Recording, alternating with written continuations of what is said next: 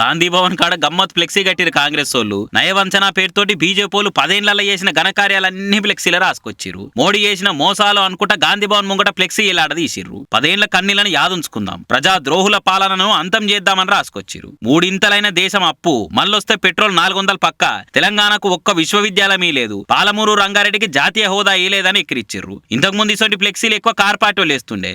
కాంగ్రెస్ వాళ్ళు కూడా అదే ట్రెండ్ పాలహెత్తున్నట్టున్నారు. అసలు దేశాన్ని 75 ఏళ్లు నయవంచన చేసింది కాంగ్రెస్. మోసాల కేర్ ఆఫ్ కాంగ్రెస్ అనుకుంటా బీజేపీ సోషల్ మీడియాలో కౌంటర్ అటాక్ చేస్తున్నారు. ఇక అయినా కూడా అందరు శాఖాహారులే కానీ రొయ్యల ముల్లే మాయమైనట్టు అందరు దేశానికి న్యాయం చేసిన వాళ్ళు కానీ దేశానికే డెవలప్ అవ్వడు తెలియక ఇంకా డెవలపింగ్ అయితేనే ఉన్నది.